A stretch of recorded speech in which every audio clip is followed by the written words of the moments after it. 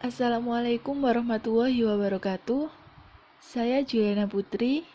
Di sini saya akan mempresentasikan proposal dengan judul Pengaruh Good Corporate Governance atau GCG terhadap kinerja perusahaan yang terdaftar di Bursa Efek Indonesia. Untuk motivasi penelitian ini sendiri yaitu karena perbankan adalah suatu bisnis sebagai kepercayaan masyarakat. Nah, jika tidak ditangani dengan baik, maka akan membawa resiko yang buruk bagi bank. Salah satu cara untuk meningkatkan kepercayaan masyarakat yaitu dengan menerapkan GCG. Semakin baik pengelolaan perusahaan, maka perusahaan itu akan memiliki kinerja yang baik pula. Dengan adanya penerapan GCG tersebut, perusahaan akan memiliki citra yang baik di masyarakat dan bisa menarik investor untuk menanamkan sahamnya. Selanjutnya, untuk rumusan masalah pada penelitian ini ada 4. Yang pertama, apakah kepemilikan institusional berpengaruh terhadap kinerja perusahaan perbankan yang terdaftar di Bursa Efek Indonesia? Yang kedua, apakah kepemilikan manajerial berpengaruh terhadap kinerja perusahaan perbankan yang terdaftar di Bursa Efek Indonesia? Yang ketiga, apakah Dewan Komisaris Independen berpengaruh terhadap kinerja perusahaan perbankan yang terdaftar di Bursa Efek Indonesia? Yang keempat, apakah Komite Audit berpengaruh terhadap kinerja perusahaan perbankan yang terdaftar di Bursa Efek Indonesia? Untuk kontribusi penelitian ini merupakan pengembangan dari penelitian Triwinasis 2013. Perbedaan penelitian ini terletak pada penambahan variabel independen, yaitu komite audit, dan juga pada sampel dan populasi di periode 2018 sampai 2020. Sedangkan penelitian Triwinasis 2013 menggunakan sampel perusahaan yang terdaftar di Bursa Efek Indonesia tahun 2011 sampai 2012. Untuk penelitian terdahulu, yang pertama ada Amin 2011, melakukan penelitian dengan judul Pengaruh GCG terhadap kinerja perusahaan keuangan pada perusahaan perbankan yang terdaftar di Bursa Efek Indonesia.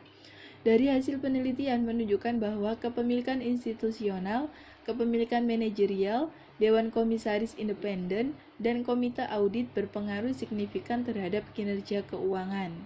Yang kedua, Danang 2013 meneliti tentang analisis penerapan GCG terhadap kinerja keuangan perusahaan dengan indikator Dewan Komisaris Independen, jumlah Dewan Direksi, kepemilikan institusional, dan kepemilikan manajerial.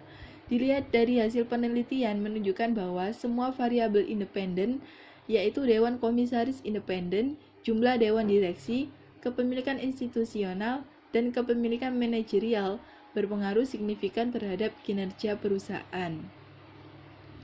Selanjutnya, Triwinasis 2013 melakukan penelitian dengan judul Pengaruh GCG terhadap kinerja keuangan pada perusahaan perbankan yang terdaftar di Bursa Efek Indonesia tahun 2011 sampai 2012.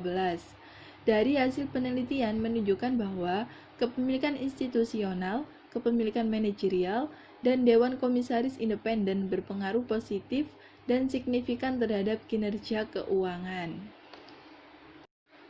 Untuk teori yang melandasi penelitian ini yaitu teori keagenan atau agensi teori. Teori ini adalah dasar teori yang digunakan untuk menjelaskan corporate governance. Teori keagenan berisi penjelasan mengenai hubungan antara agen atau manajer dan prinsipal atau pemilik. Untuk hipotesis yang pertama, H1, yaitu kepemilikan institusional berpengaruh terhadap kinerja perusahaan perbankan yang terdaftar di Bursa Efek Indonesia atau BEI. H2, kepemilikan manajerial berpengaruh terhadap kinerja perusahaan perbankan yang terdaftar di Bursa Efek Indonesia atau BEI. Selanjutnya H3, komisaris independen berpengaruh terhadap kinerja perusahaan perbankan yang terdaftar di Bursa Efek Indonesia. Yang terakhir H4, yaitu komite audit berpengaruh terhadap kinerja perusahaan perbankan yang terdaftar di Bursa Efek Indonesia atau BEI. Untuk metode penelitian yang pertama, pendekatan penelitian. Dalam penelitian ini menggunakan pendekatan kuantitatif. Yang kedua, jenis data. Jenis data yang digunakan yaitu data dokumenter, yaitu berupa data laporan keuangan tahunan yang terdaftar di Bursa Efek Indonesia pada tahun 2018 sampai 2020. Selanjutnya sumber data. Sumber data yang digunakan dalam penelitian ini yaitu data sekunder, yaitu data yang digunakan merupakan data yang diperoleh dari laporan keuangan tahunan atau annual report yang dapat diakses melalui website https://www.idx.co.id. Selanjutnya teknik pengambilan data, yaitu menggunakan teknik purpose sampling dengan cara menelusuri laporan keuangan tahunan dengan tujuan untuk mendapatkan sampel yang sesuai. Untuk metode penelitian lanjutan, yang pertama ada variabel independen yang terdiri dari kepemilikan institusional atau X1 dengan rumus X1 sama dengan jumlah saham pihak institusional per jumlah saham beredar dikali 100%. Yang kedua, kepemilikan manajerial atau X2 dengan rumus X2 sama dengan jumlah saham manajerial per total saham beredar dikali 100%. Yang ketiga, Dewan Komisaris Independen atau X3 dengan rumus X3 sama dengan jumlah Dewan Komisaris Independen per jumlah anggota Dewan Komisaris dikali 100%. Yang keempat, Komite Audit atau X4 dengan rumus Komite Audit sama dengan jumlah anggota Komite Audit perusahaan. Untuk variabel dependennya yaitu kinerja perusahaan yang diproyeksikan dengan return on asset atau ROA. Rumus yang digunakan adalah ROA sama dengan laba bersih per total aset dikali 100%. Yang terakhir ada teknik analisis data. Teknik analisis data yang digunakan dalam penelitian ini adalah analisis regresi berganda dengan rumus Y sama dengan alfa plus beta 1 X1 plus beta 2 X2 plus beta 3 X3 plus beta 4 X4 plus E, di mana Y sama dengan kinerja perusahaan, alfa sama dengan konstanta, beta 1 sampai beta 4 sama dengan koefisien regresi masing-masing variabel.